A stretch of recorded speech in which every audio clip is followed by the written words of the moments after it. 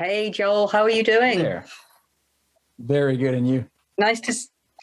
Yeah, I'm really good, thank you. I'm very pleased to see you here again at NodeConf. Always a pleasure to be here. I just going to ask you a little bit about, you told me that I think on your bio it says you'll usually be found stargazing or campsiting on a campsite somewhere. Where have you been out camping recently? Oh, a little bit all over Quebec and Ontario. I mean, I've been trying to stay not too far from home because, well, this year's a little bit different, right? But today I'm actually at home. So I've been doing presentations from my camping car in the last few months, but I'm back at home now. Oh, amazing. That sounds really cool. So today you're going to be talking to us about how to use openly available tools for face recognition with Node.js. So I'm going to hand over to you, Joel, for the headline act of today, the last talk. And you're going to be talking about Node.js, machine learning, Kubernetes, and unethical face recognition. Absolutely. And that's a lot of content to cover in 30 minutes. So I'll just jump right into it and get started with this presentation. So hi, everyone. Welcome to this presentation. Before I get started, let me just tell you where the idea came from behind this talk. And it came from, back in the days where we were actually going to in-person events and meeting with other people. I was talking with other speakers and we were wondering if there would be a way for us to be able to use an application on a phone to be able to scan a room to, recognize people that we know, but we can't remember their name. That would be kind of fun. Of course, that led me into thinking about like this whole, Black Mirror series on Netflix. And I thought, what if we could actually start rating people to see if we'll have good conversations with them and so on. And that's kind of the unethical part of this presentation, but I'll get back to that. But the idea was kind of to create an application, and I actually wanted to give it a try, just because why not? Because I can, right? And I've used a lot of different technologies, and I'm going to actually guide you a little bit through what I built and what I did for this application. So before I get started, please let me introduce myself. So hi, my name is Joel. I work as a developer advocate for MongoDB. I am currently based off Ottawa, Canada, lovely Ottawa, Canada, where it's getting a little bit cold to do some camping now. If you ever want to get in touch with me, Twitter is always the best way. You'll see examples of Twitter today. I love Twitter. It's a great platform, in my opinion. My handle is Joel__Lord. So there's 2 underscores there. It's like the worst Twitter handle ever, but hey, it is what it is. So if you have any questions about this presentation, about MongoDB, just feel free to reach out to me. All right. So let's talk about the app that I wanted to build. The first thing that I needed to be able to take a picture of a room and recognize people, recognize their Twitter handle ideally, and be able to rate them was to, first of all, find a source of public data. Then I needed to detect the faces and try to find some sort of a scoring system. And finally, I needed to deploy all the things. Now, I'm a software developer at heart.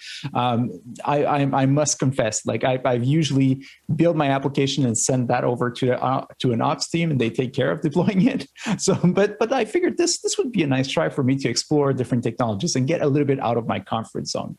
So I'm going to cover a little bit about what I did there as well. So the first thing that I needed, and I almost abandoned my idea at this point, I needed some sort of a public data source to be able to find information about people. And I was looking for ways to, rate them, see what they're thinking, try to find their names associated with their images. And I thought, well, yeah, nobody's going to put all of that information online. Right? Well, no, Twitter's there. Twitter is a great source of public data. You can find all kind of information about people. And most importantly, well, they have an API that you can use. So I decided to use Twitter. You can use it with Node.js very easily by using npm install with the Twitter library.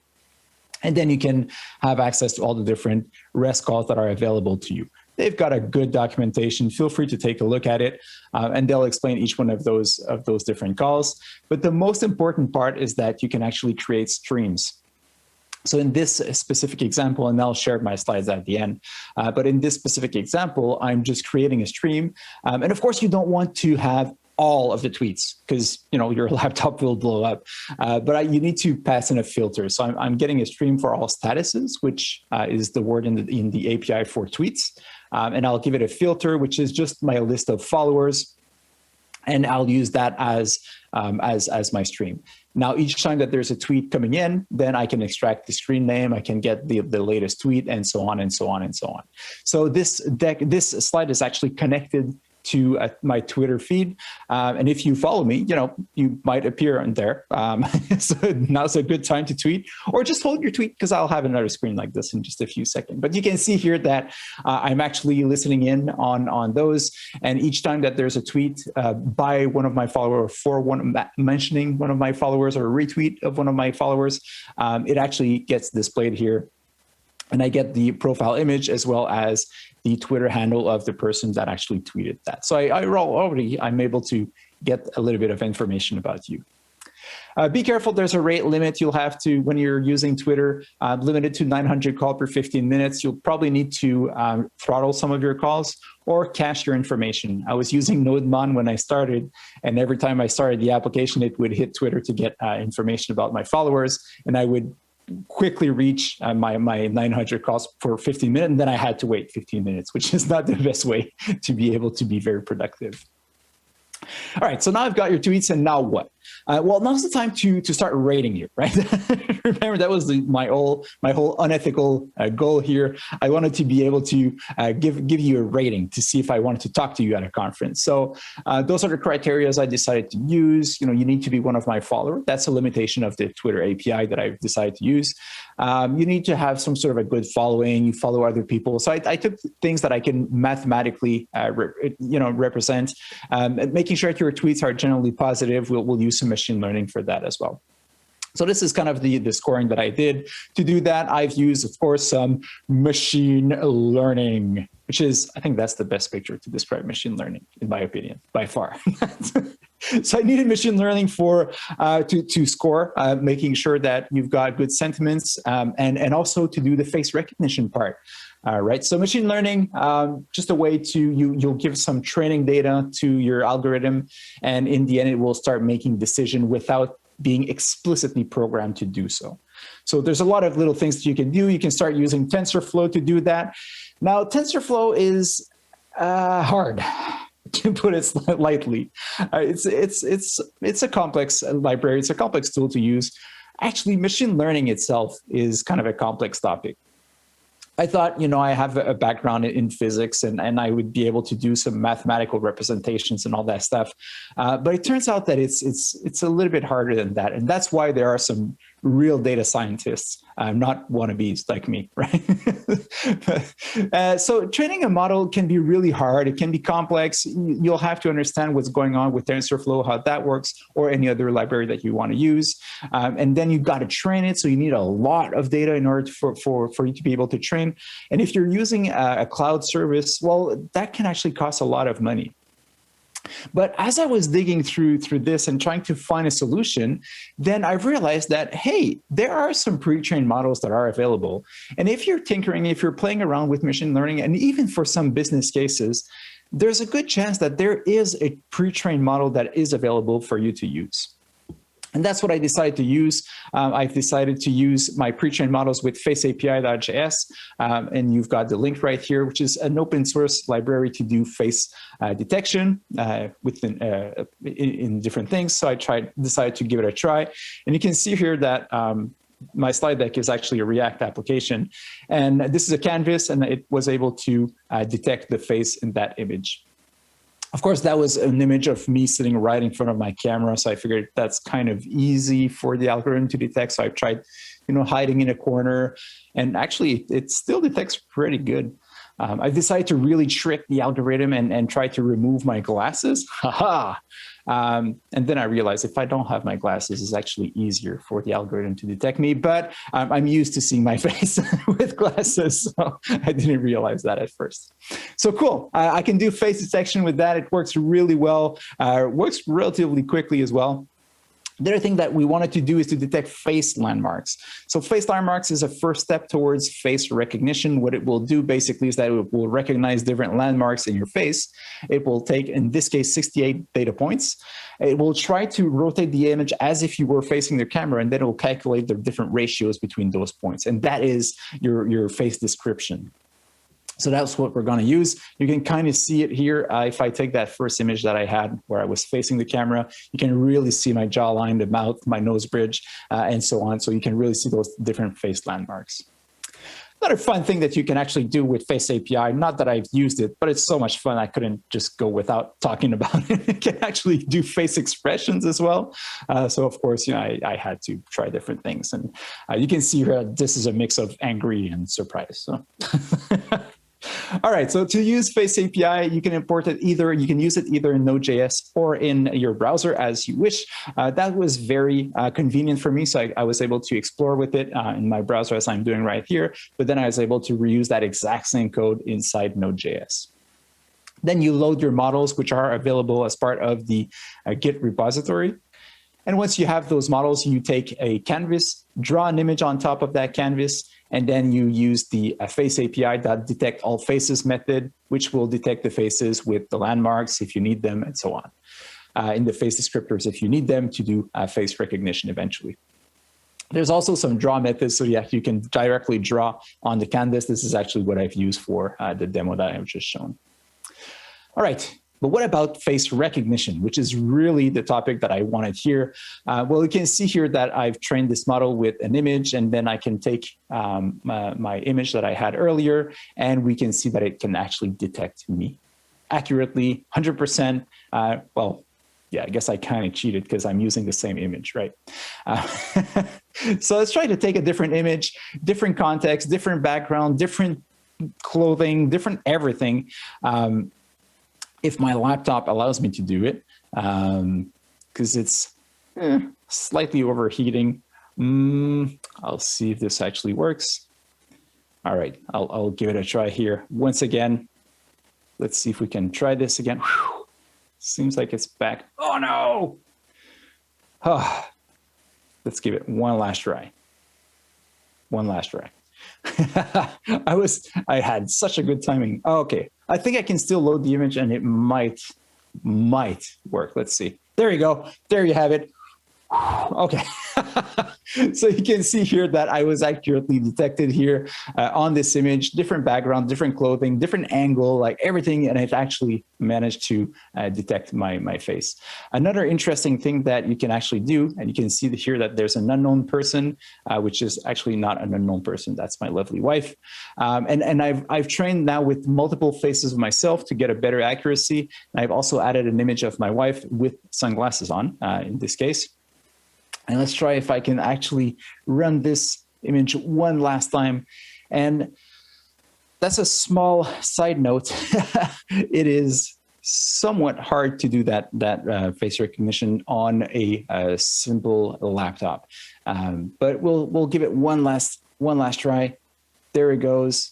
Training, trying to load that image. I might be able to get it on to work. We'll get that error message, doesn't matter. We can ignore that safely. And it didn't work. Why? Well, it usually works. You'll have to trust me on that. So, and it actually worked pretty well. The detection usually works right there. So to do the face recognition, you'll take an array of labels and face descriptors. So remember those face descriptors that I talked about earlier, and just create an array with matching labels. So in the case of the detection I tried to do, I added multiple images of myself. So the label was Joel in each one of those cases. And then I've added the face descriptors. Once you have those face descriptors, you can use the face matcher or object, part of Face API, and then you can just find the best match. It will return you the actual best match for the image that you've passed it. All right, so Face API, face recognition with one single reference point, which is pretty amazing, pretty cool. It usually works very well apart from live demos, but it works really well. Of course, I'm assuming here that your Twitter profile is an actual image. If you have some sort of avatar or a hand-drawn avatar, it won't work, but in most cases, it works really, really well. And that's exactly what I needed because I wanted to be able to recognize people only with one picture, which is their Twitter profile image. So pretty cool. So far, I can actually do a lot of different things now. I can read some tweets. I can get information, get the profile image, and then use a different image and see if I can find a matching Twitter handle. But I wanted more machine learning. So I decided to add some sentiment analysis to this. Sentiment analysis is just a way to mathematically represent whether a piece of writing is positive or negative. So I've used the sentiment library available on NPM. And you can see here that I've got a sentence saying this is positive. And each word will be scored from 5 to -5. And you'll take the average for that sentence. So this and is, in this case, are kind of neutral. Positive is a positive word. Let's say it's scored 5. Then we can deduct that this sentence has a scoring of 1.66. Something negative, something neutral, negative, -5. So we divide that by 2, which we get a -2.5. All right, and I'll show you now how that works with Twitter. So get ready, follow me on Twitter now and get ready to tweet in just a few seconds. So what I tried to do here is to actually reuse that same example that I gave you earlier, but this time I'll try to add sentiment analysis. So Slobodan just tweeted, but he tweeted very neutral text. And here's the book we are working on. Okay, so it's like 0, fully neutral. We've got another one. It doesn't seem very neutral, but I guess there's no very negative or positive words in that sentence. So it's also scored a 0. Come on, I've got to have one demo that works. Also neutral. Come on. Well, hopefully I'll get one in the next second. Maybe that one. Oh, we've got this one. So totally broke from a dog surgery. So if anyone needs some, hit me up. So we can see, oh, we've got one. We got an actual one live tweet that came in. Lovely job with the live coding. And that was scored positive. So you can see that I've changed the color right there. Thank you so much, Moogster31. All right, so what do I have so far? I've got some public data now. I've got your faces, I've got your tweets. And now I had all those little pieces of code working, but I needed to connect all of those little pieces together. And that was a little bit of a challenge. As I said, as a software developer, I used to always ship my code to an ops team and never really had to bother with that. But I figured now's a great occasion to actually use a bunch of technologies that I heard about and to explore and try to get everything to work together. So what I decided to use in this case was a bunch of microservices, and I decided to run all of them inside Node.js containers. I decided to use a messaging queue. I'll get back to that later on. I needed a database at some point. And of course, I decided to deploy everything on Kubernetes, and I've used OpenShift thanks to our friends, which are sponsoring this event actually at Red Hat. So to do the microservices part, that really helped me at this point because I had all of those little snippets, those little proof of concept working, but my first reflex was to just rewrite the whole thing, and then I thought, no, I'll just keep those little pieces and try to get them to work independently, and then I'll just get them to communicate to each other. So if you want to learn more about containers, there's a talk that I give called Containerization for Software Developers. You can take a look at that. I'll share the link at the end. I'll really go into a lot more details on how to use containers. But basically, it's a standard unit of software that packages up code and all the dependencies. So the application runs on each environment exactly the same. And it makes it more easy to have this little piece that you can deploy on multiple servers. So to create to use a Node.js container, you can use a tool such as Docker run. I'm running this in detached mode. So in the background, I mounted volumes. I'm mounting files on my laptop into that container. So as far as the container is concerned, this is part of his file system. Then I map some ports, so any request on port 3000 on my machine will go to that container, to the port 3000, and then I tell it to use the image node 14. In this case, I guess I should be using 16 by now. And then I say, whenever the container starts, run this command. So start the application, the Node.js application in the /app folder. So that's how you would start a Node.js application. This will package up everything, so you don't even need Node.js to run this command or to run this Node.js application, actually. If you want to, say, try MongoDB, you want to give it a try, but you don't want to go through the hassle of installing everything on your local machine, or you don't want to use the cloud platform that is available, well, you can use a container to do that. So Docker run, pretty much the same type of thing. You can pass in some environment variables to specify the admin user and password, and then you can just specify the image to use, in this case, Mongo 4.4. Should probably update that to Mongo 5 now. Boy, I need to revise those slides afterwards. But you can also create your own containers, which is very interesting, and that's exactly what I needed in my case. So by using something called a Docker file, such as this one, you can specify what will be inside of your container. So you can see here that I'm starting from node 14, exposing different ports, changing the working directory inside of my container, copying all of my source code, running the npm install process inside of my container. And finally, once the container starts, use the following command to start the application. So I've built all of those containers for each one of my little pieces that will need to eventually talk to each other. So I had one listening on Twitter, and I had another one doing face detection, and I had another one scoring for your latest tweets and giving it a score, and so on. So I was able to build all of those little containers, and then I can push them to a shared repository so that everybody can actually have access to it. Now, I told you I ran into a lot of issues with the rate limit on the Twitter API, so I needed to use some sort of a storage solution. I didn't know what I wanted to store, so I needed something very flexible, something JSON friendly, of course. So I've decided to use MongoDB for that. Fun fact, that was before I started working at MongoDB. So to use it, you can use npm install MongoDB. That will install the MongoDB drivers. And from there, you can do your typical CRUD operations, find one to find a record inside of a collection, or to update a record, and so on and so on and so on. Now, I also needed all of my containers to be able to talk to each other, and that was a bit of a challenge. Typically, what I've always done is that I've built REST APIs, and that's kind of, that's the way I started to do, but it quickly became a nightmare because I had one service talking to another one, and that would run into timeouts. So I was trying to figure out, how can I get all of them to talk to each other? Could I build WebSockets and some sort of system? And then I remember that I heard about those things called messaging queues. And messaging queues are essentially a way to have all of those different containers talk to each other. So in a nutshell, this is how it works. So you've got a publisher publishing messages to the messaging queue, which will just keep all of those and just stack them up.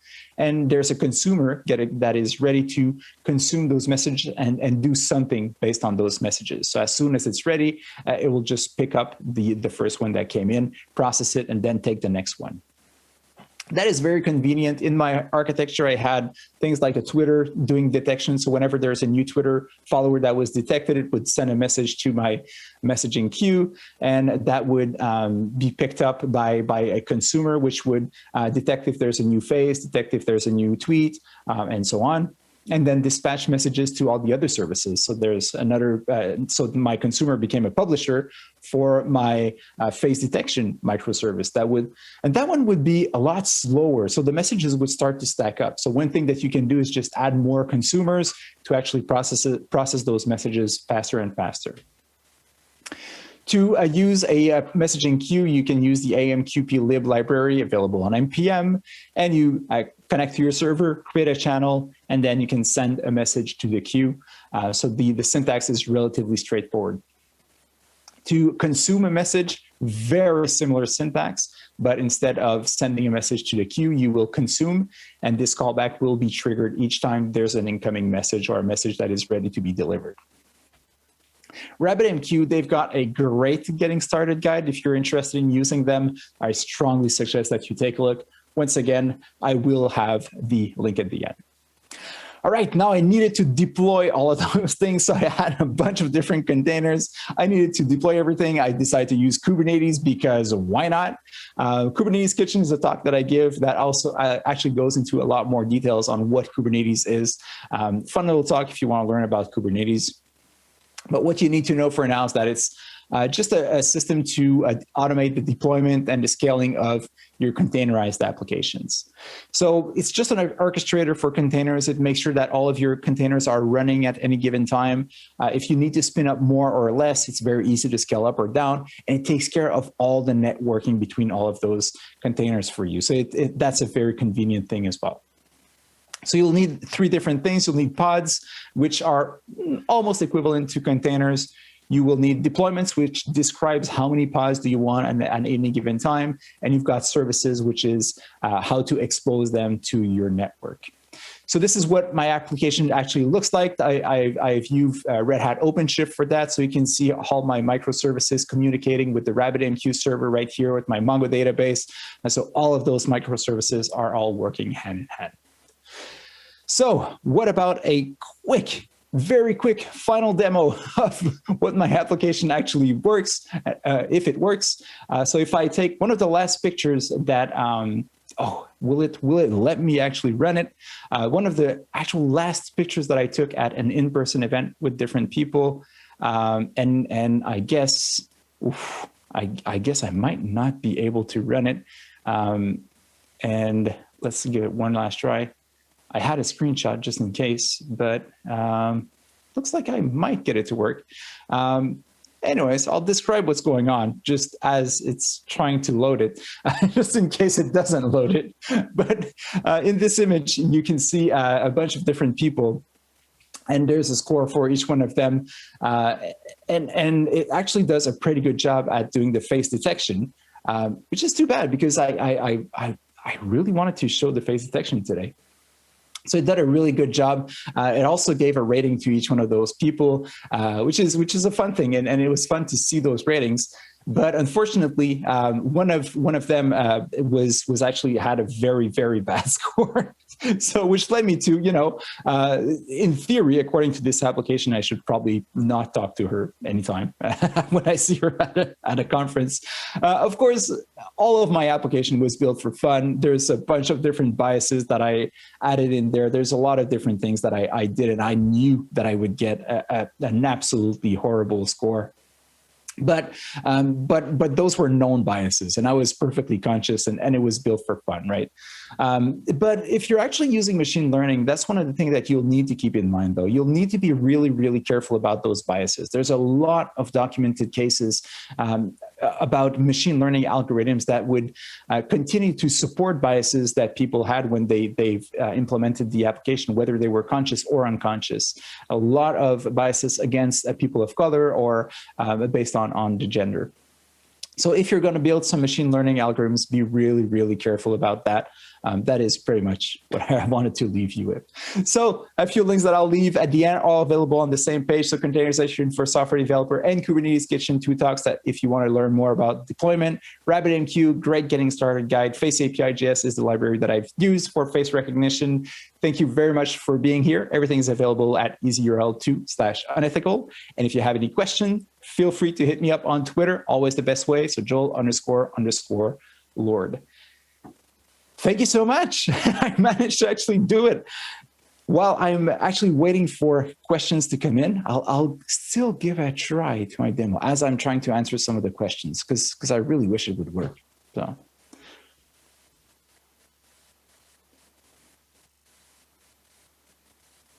Joel, why did you think it didn't recognize your wife?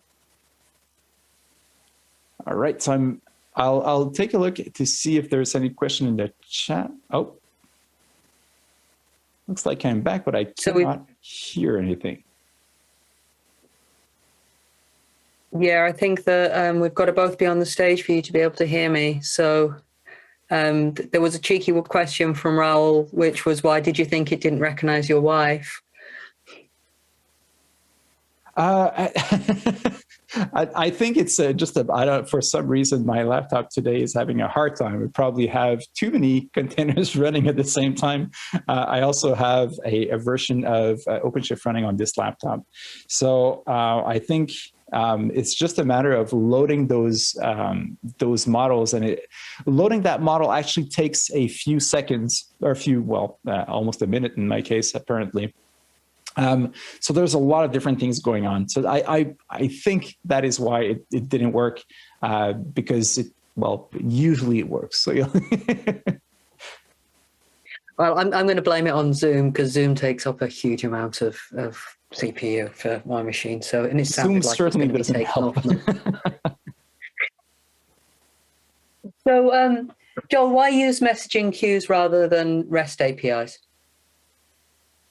So really, it was using REST APIs work well if you have a client server, right? You have a browser connecting to your server, and it makes perfect sense. And that's what it was built for. In my case, I tried, just because I'm used to building those type of application. That's the direction I wanted to take initially, but it didn't make sense for machine-to-machine communication, especially when I had a lot of calls getting triggered. So I had my Twitter service detecting a new Twitter profile, but then it needed to transform that into a profile object to save it in a database. It needed to do the face detection. It needed to do sentiment analysis on the tweets. So it had to trigger all those different REST calls, wait for all of the answers to come back. Like, it just didn't make any sense. Having those messaging queues, I was really able to really optimize for little containers, all listening for messages, and it would just listen for that message, process that data, and send another message when it was done. So it was really, really much better suited for this type of application. Okay, thank you. And what would you say the benefits are of using MongoDB as opposed to a relational database in this kind of application? Well, that's a good question. The first reason why I decided to go with MongoDB was initially, because I had no clue what I was going to store. So it made a lot of sense. But then as I was working with the data, I was able to start using arrays and different things that MongoDB actually gives me. So as part of the document model, I'm able to use complex objects, use arrays. So I had an array of face descriptors whenever, which is actually itself an array of numbers. So I had an array of arrays to do the face descriptors for each one of the new image that I would detect on Twitter. Using a relational database for this type of data model would have been a little bit harder to try to figure out how to do it. And then I would have needed a bunch of join tables, and it's just, in this case, it made a lot more sense. The flexibility of MongoDB was much better suited for my application. Okay, thank you. Okay, Stephen's got a question here for you. What are your thoughts on combating the more subtle or less obvious bias situations? For example, using AI to make loan decisions could have more subtle bias, but a significant impact on those who are biased against. Mm-hmm. That is a very good. That's a very good question, and that's that's the one question I never have an answer for. Fortunately, it is, and I mean, when somebody implements a machine learning algorithm, I truly want to believe that they don't want to discriminate against anyone. That's usually not the goal. They're doing a business application and they want to get the more customers possible. So it's not because they want to discriminate against a group of people, but it still happens. It's unconscious. But one of the ways is trying to get some diverse teams. If you have a team of people of color and men and women and a lot of different diversity as part of your teams, it really helps to at least open up on some of those biases that you could potentially implement. If you've got someone coming from, say, a rather poor neighborhood, and he's maybe a little bit more conscious that you're actually adding this bias as part of your application. And that might help during your reviews and having different discussions around the product. I don't think there's a good way to do it. Unfortunately, that's the way we're built, but there are definitely ways to try to be, well, just being conscious about it will definitely try to help. If you're actually actively looking to find some biases that you might be implementing is definitely a good step. So trying to be conscious, working with different people and having different looks, I think those are good steps in the steps in the right direction. But yeah, that's pretty much the best I can do. Well, as somebody who struggles to recognize faces, I'm looking forward to your product going into production so that I can use it at the next NodeConf.